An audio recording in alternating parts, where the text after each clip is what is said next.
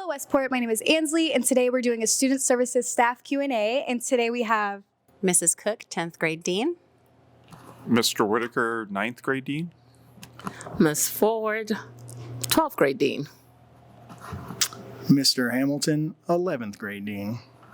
Thank you so much. And today we're going to be asking a few questions. So Ms. Cook, what is the purpose of the Student Services Department here at Westport? That's a great question. The purpose of the Student Services Department at Westport High School is to support students with making responsible choices and properly handling some tough situations that might arise. Safety and student success is our main goal, so we're always here to help however we can. We use the Secondary Student Code of Conduct for Marion County as our guide of student expectations and how we address some situations that happen on campus that require disciplinary action. Thank you so much. And Ms. Ford, how do students speak to somebody in Student Services?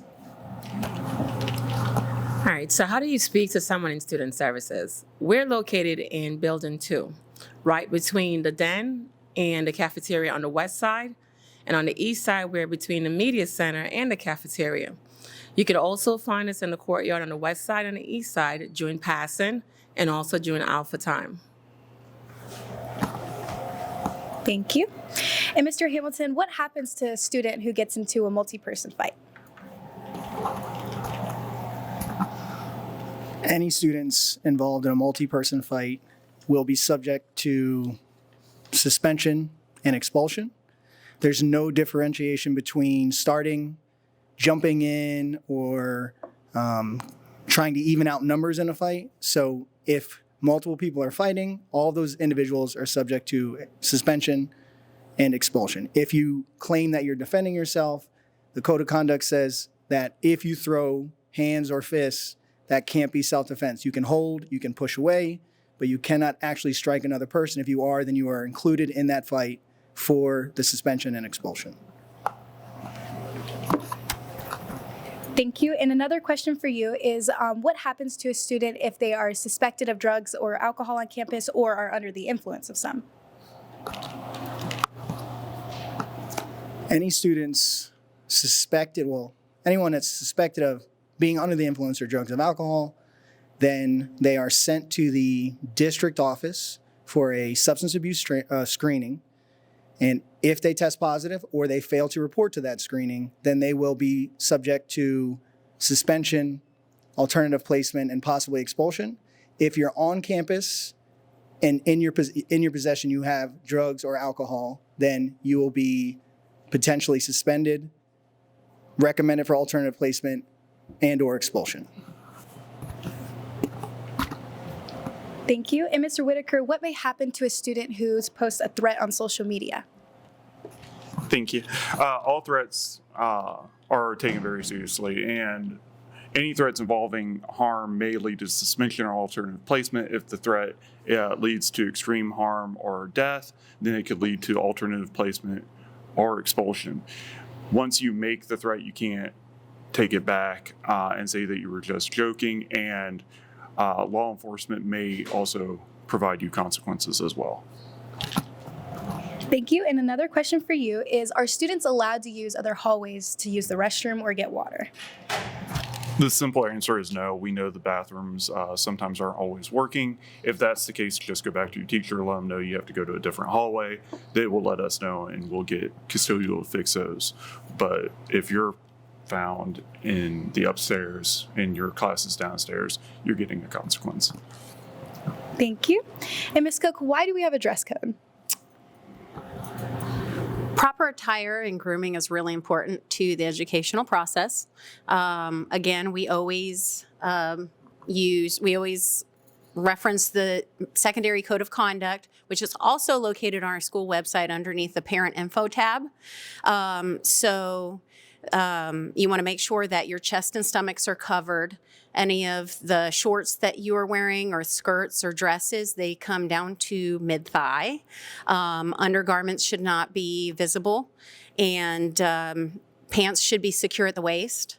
Also, another thing to remember when you're getting dressed for school in the morning, or even when you're going school clothes shopping, is that anything that you wear cannot have any obscene language on it. It also can't have any logos or advertisements for any alcohol, nicotine, or tobacco products, or anything that's related to anything that's drug related.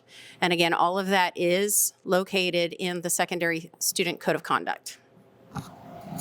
Thank you so much.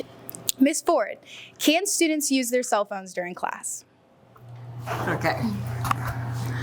Using cell phone, no, absolutely not. You're not allowed to use your cell phones. It should not be out. Your headphones, your earbuds, those should all be put away in your book bag, unless, of course, your teacher give you permission to use it for educational purposes. Otherwise, you can't expect to get a referral, discipline referral. Thank you. Thank you. And Mr. Whitaker, what doors can students use to enter or exit during school hours? Thank you. Once school begins at 9:12, you are to only enter through the front office. During alpha time, you're not allowed to enter or leave campus. And if you do have to leave early, you must be checked out through the front office before 3:40. Thank you. And Ms. Ford, what are the consequences of a student who is in the wrong area or is skipping class? Thank you. All right, so student need to be in class at all time, unless, of course, you have permission to exit your classroom. So if you're over 10 minutes late getting to class or you did not attend class, you can expect to get a discipline referral. Also, if you're found wandering around campus without permission, you can also get a discipline referral. So that's considered skipping. And you could get at least 2 days in CDA if it's your first offense. If it's not, you definitely possibly will be getting more in CDA.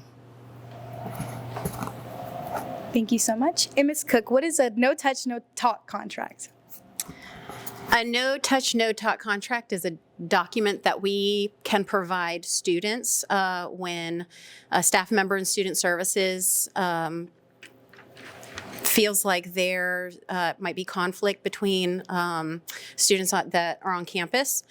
When there's a no-talk, no-touch contract put between students, it actually outlines what the expectation is as far as communication or any physical contact goes between those students. It also specifies what the possible consequences are if that no-talk, no-touch contract is violated. It could be an alpha detention, it could be an alpha schedule, it could be CDA, it could be pass, it could even result in a different type of suspension or possible alternative placement depending on the severity of the violation between the contract. Staff members in student services, school administration, or even a student can request a no-talk, no-touch contract if that is an attempt to prevent further conflict between the other student. And if you have any questions about a no-talk, no-touch contract, you're more than welcome to come down to student services and a staff member can give you more information about that. Thank you so much. And Mr. Hamilton, what is the difference between CDA and Pass, and what are the consequences of a student not attending it?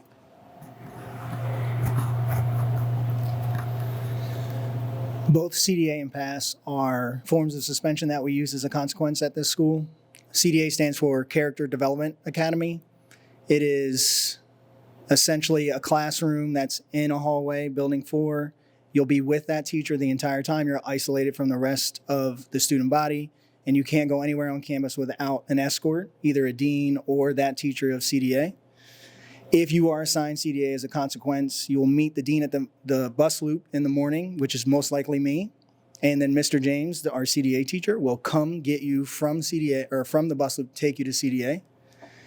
PASS stands for Positive Alternatives to School Suspension. We use it instead of out-of-school suspension. It is also on our campus, but technically it is not part of Westport. So the same rules apply. You can't go anywhere without an escort. Mr. Umholtz is our PASS instructor. The only difference is if you are in Pass and you go on campus during the school day, you could possibly be charged with trespassing, so you could find yourself in even more trouble with law enforcement. If you decide not to attend school the days you're assigned CDA or Pass, it's an unexcused absence. Thank you so much. And Ms. Cook, what does insubordination mean? Insubordination, in a nutshell, means that the student is refusing to follow directions after an adult, after a staff member has requested that you do something. It could range from anywhere from putting your phone away after you're not supposed to have it out in the first place. If a teacher asks you to move to a different location or switch seats in the classroom and a student refuses, that's considered insubordination. If there's reasonable suspicion and we might think somebody has something that they're not supposed to have, refusing a school-related search is considered insubordination. There's something called gross insubordination, which is a higher level when you look at that secondary code of conduct. And some consequences that could result in a discipline referral for insubordination could include alpha detention, alpha schedule, CDA, positive alternative school suspension. It could even lead to an alternative placement request. And again, all of that is outlined in the secondary code of conduct for Marion County. Just do what you're supposed to do. And when an adult asks you to do something, just make sure you do it. Thank you so much, Ms. Cook. And Mr. Whitaker, what are the consequences of a student bringing a weapon to school? So students can't bring weapons of any type onto the campus. This includes guns, fake guns, box cutters, matches, lighters, fireworks of any kind. Now, you are allowed a self-defense spray of 2 ounces, but you have to register it with administration. It must be put away and out of sight at all times. Students who are caught in possession of weapons can be suspended, alternatively placed, or expelled. We know mistakes are going to happen. So if you see an item that you should not have in your book bag, you bring it immediately to an administrator or student services, and we will hold it and have a parent normally come pick it up. Thank you so much. And last question, Mr. Hamilton, where should students and staff report to during an Alice protocol during alpha time? In the event of an active assailant on campus during alpha time, the first thing you should do is listen to the announcements. Most likely, Ms. Cruz will provide a location and a description of the active assailant. If at that time you're outside and you feel like you can safely exit the campus, then you should do so. If you feel like you're outside and you can't safely exit the campus, then you should go somewhere and try to hide, be as quiet as possible, and prepare to either create some kind of barrier between you or to repel boarders if that individual comes to where you're at. In the event that you're already in a classroom during alpha, which most of our students are doing, then you just follow the protocol as you would normally when we practice when you're already in a class. Thank you so much. And that's all we have for today. Thank you guys for coming, and I appreciate all your answers.